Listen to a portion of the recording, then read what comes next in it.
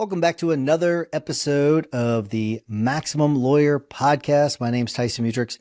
I've got a really good episode for you today. Today, I'm going to be answering a listener's question, and it's going to be a good one. And it's about transitioning from a defense firm to an injury firm. So it's going to be a lot of fun and a lot of good tips, I think, in this episode that you're really going to want to listen in for. Before I get to that, though, I do want to ask everyone that if you have something you want me to cover, and these are some of my favorite things to do is whenever someone asks me a question, because my guess is that if one person has it, it's the old adage, if one person has the question, probably a lot of people have the question. So if you have something, even if you think it's basic, shoot it in. Let me know. Just text me at 314-501-9260, 314-501-9260. If instead it's a little easier for you, that's pretty darn easy. But if you want to just go to maximumlawyer.com/ask, that's another way you can do it. You can actually upload your voice to that, and or you could send me a text question. Either way, but I'm happy to answer those questions. It's a lot of fun to do it. So here we go. I am going to. By the way, I'm going to do my best to protect this person's their identity because they don't want their current employer to know about it. They made that very clear to us. They had fired the question over to us. I'm not even going to tell you if it's a man or a woman. I might even throw you off and say it's a man, and I may say she or I may say he. I'll throw you off a little bit. But the whole idea is I don't want to get this person fired. I want to try to answer the question so that they can eventually transition into personal injury. I'm not going to mention their name, nothing. So here we go. Let's see. Happy Sunday. My name is blank, and I'm reaching out because I'm a lawyer at a defense side firm and discovered your podcast. It's fantastic. Thank you very much. Appreciate that. In a few episodes, you said listeners could submit questions. Yes, I did. So I'm a blank law school. It was the year. I just don't want to. I don't want to give any clues. I'm even a little uncomfortable when it comes to mention the defense side. However, it's one of those things where I think that's important to the story here, so that's why I'm bringing it up. But so I'm a blank year law school grad, and my ultimate goal is to become a personal injury lawyer with my own firm one day. For the next 2 to 3 years, I plan to pay down loans, save, and build skills. My max/dream goal is to earn $500,000 to $1 million+ one day, just helping people. Big goal, I know. I'll be honest with you. I think you could dream bigger. So you might be setting some artificial limits on yourself. So I think you could dream bigger on that. That being said, let's keep moving on. Besides listening to your great podcast, very nice. I appreciate the kudos. Do you have advice for someone who wants to transition to PI? I don't care how basic the advice is. I just want to get my hands/mind on everything I can to be prepared. All right. Lots of things there. And by being at a defense firm, I'm just going to assume that you have basic PI knowledge. So I'm just going to go with that. If you don't, you need to go and get that. The very first thing, though, I'm very adamant about this. If you can't get past this, you should not be a PI lawyer. I think this is really important. You need to get your head wrapped around the idea of building a case and doing everything you can to win that case for that client, as opposed to the defense mindset set of doing everything you can to destroy a case. I've seen this with several attorneys where they have a really, really hard time getting past that. I don't know why. I think it's one of those things where some of these defense attorneys, I call them just true believers. And you probably knew who I'm talking about, the ones that they're skeptical about every single case. And there's a lot, and understandably, I get why defense firms are like this, or defense attorneys are like this, where you're very skeptical because you probably see some really wild things, and you see how, some people are liars. And then when you see that, you see a couple of times, you think that everyone's a liar. You have to rip that out of your brain. And you have to instead say, you know what, how do I make this case? How do I build this case? How do I show that my client is telling the truth? it is a different mindset. And we've had attorneys come work for us that it just didn't work out because they couldn't get past that. It is, I'll tell you, it's kind of crazy because you will talk to them and they will tell you how bad our case is. And even though I'm looking at it, I'm thinking that's a $500,000 case. What are you talking about? So um, get past that the best you can. There's some ways of doing that. So I'm not going to just tell you, hey, you got to go do that. But a really simple one, and it's going to take some reading. It's a fairly thick book, but it's an easy read. Really, you need to consume everything by Nick Rowley. Nick Rowley's great, but Running with the Bulls, if you start with that book, I think it's going to help you in your as a defense attorney over the next few years anyways. But really understanding how a case affects a human, it's a very, very impactful book that we have all of our new lawyers read. So even if you've been doing this for a long time, we have you read it anyways, because it is such a good book. And it really takes it down to how has this whole thing affected my client at every single level, right? How has it affected their religion? How has it affected the relationships with their husband? And how has it affected their relationships with, their kids? And what hobbies have they missed out on? Like you look at all areas of their life, 360 degrees around their life. And it's really, really helpful. So I definitely recommend that. When it comes to just some other basic tips about gaining knowledge about personal injury, there's Reptile by David Ball. And I understand that there's a whole, to do about that these days when it comes to Reptile and all that. But there is Reptile. What it does do is it does a good job of kind of teaching how to build a case. I think some of the things they do, and Reptile is not, as an organization, not really a thing, I don't think anymore, but it does teach you how to build a case, which is good. There's some kooky things they do, which I wouldn't recommend, but it does allow you to teach you some things to build a case. So that's really, really good. Trial Lawyers University, another a great organization. You can go and you can watch CLEs online. They've got conferences and all that. That's a really good resource. I would start with those. Okay. Make it really, really simple. Another one, like if you're going to do smaller car crashes, which is, sometimes the bread and butter for many firms, read Reptile in the Mist. It gives you some techniques in dealing with some of the smaller cases that you may not have all the money to spend when it comes to experts, because it's a smaller case and it may not warrant it. It's a really good book too. So that's a really good one. The next thing is that this is probably obvious to you, but I'm just going to mention it. You said you don't care how basic it is. Develop as many trial skills as you can right now. So get into as many trials as you can. Be ready to try cases whenever you do become a lawyer. That's important because, as you know, it's going to affect your case values. So you're going to make sure that you are willing to try a case and that the defense attorneys know that. Really, really important.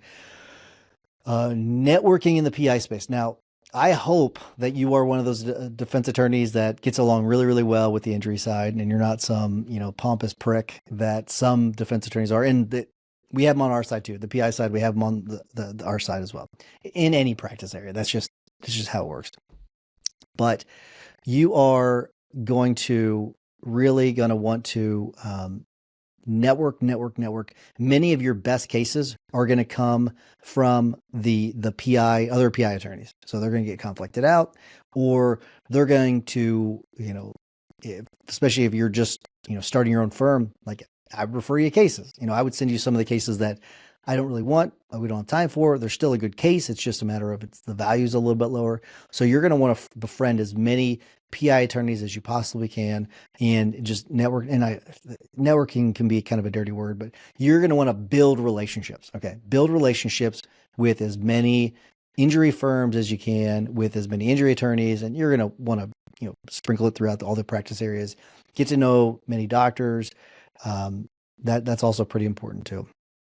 The next part is, and you may already have some of this, but understand the medical. So really dig in and understand what conservative care is, and the importance of MRIs and how to read an MRI, and how, some doctors, what they can do is they can try to show that there was no herniation when in reality, they were like 3 slices off in the MRI and they're just trying to mislead you. So there's things like that where you're going to want to really understand the medical so you can't be misled. It is a mistake, and I don't want to get too into the weeds when it comes to actually handling PI cases, but you don't necessarily want to go to battle with a doctor, but you're going to want to make sure you understand the basics so that when you need to call them out and show that they're trying to mislead the jury, you can do so.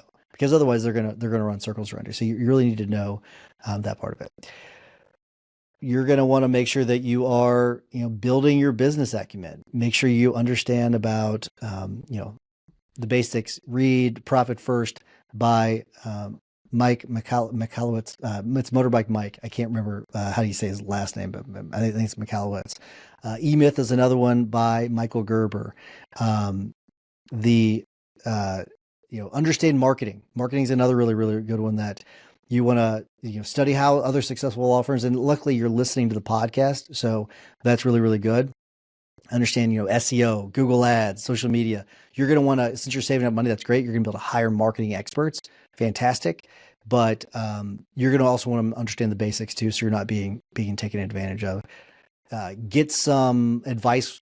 Get a good accountant. Get some advice on people in accountants in your area that you could use as your accountant. Get some advice from your financial planner. If you don't have a financial planner, get in touch with a financial planner. Also really, really important. So that's good. This next tip is going to be maybe tough on you, but I don't know.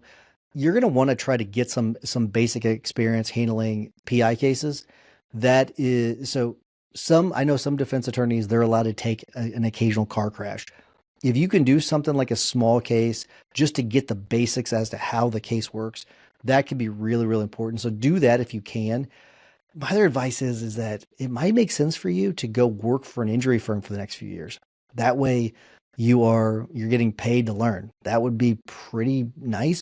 Although I do know that generally it seems that defense firms are paying associates more than injury firms. But the upside is that if you could bring in cases and make substantially more as an associate as PI, but the base salary tends to be more at defense firms. But the upside is definitely more when it comes to the PI side. So I would say consider doing that, working for a PI firm for the next 2 to 3 years. If you're going to want to be saving money anyways, I would definitely try to do that as much as you can.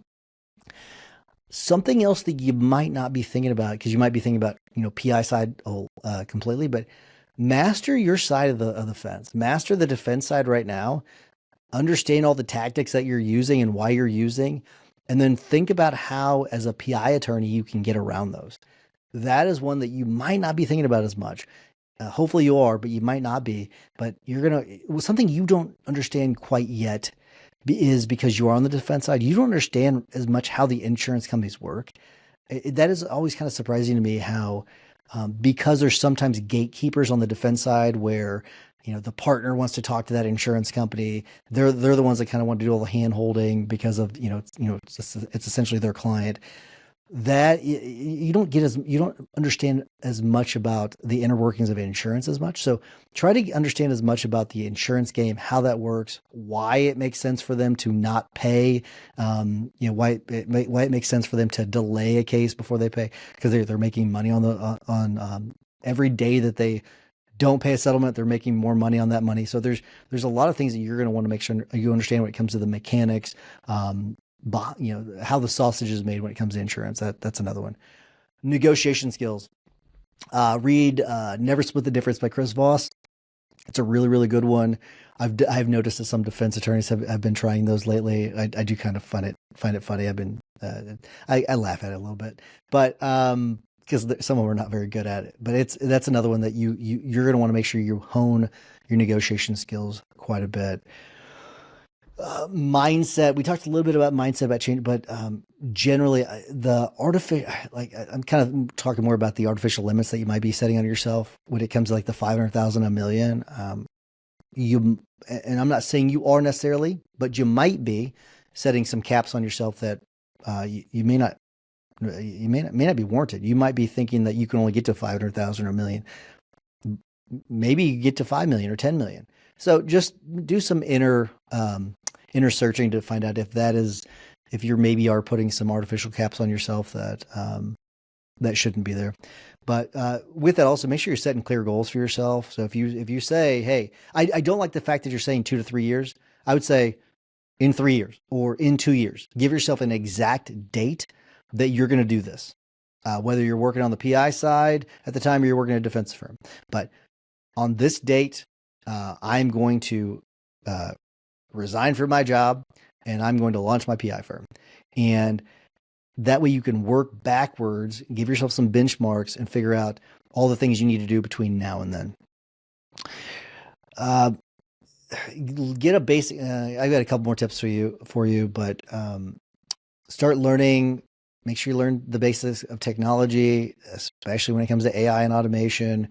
You can learn about, some of that on the podcast I'm going to be, personally focusing a lot on that over the next couple of years. Doesn't mean all the episodes are going to be about that, but we are going to focus that because it's a really important thing. We talked about it in the guild just on Saturday about how industries are changing. I looked at a McKinsey article about it, and there's going to be some massive disruption. But just get a basic understanding of that because that's pretty important.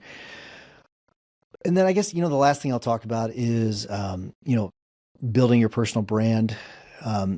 So social media, make sure you start to kind of focus on your outward appearance to people. What do you want how do you want people to view you? That's important. So, when it comes to your social media, when it comes to how you're dealing with people, start to build your brand, build your legs of your brand. So kind of figure out, okay, what are the 4 different things? And it could be 4, it could be 5, it could be 3, but 3 to 5 things that make up your brand. So do that. That's important too. Is that way you can start to kind of hone in on your messaging when it comes to your marketing down the line. But that is enough. I went a little bit longer than I normally do on this one. So hopefully this was helpful for you. I appreciate you submitting it too. And if you have more, feel free to shoot some more our way and I'll make sure I'll keep you anonymous. Anyone else, if you want me to not mention your name, that's fine. But otherwise, I plan to mention your name. So make sure you do say that. I'm glad that this person told me not to say their name because I was actually going to record the same day that I got it. And luckily I didn't because the next day I got the message about not giving their name. So, but that's all I have for you. Really appreciate you listening. Again, if you want to text me anything, 314-501-9260. That's all I have for you this week. Until next week, remember that consistent action is the blueprint that turns your goals into reality. Take care.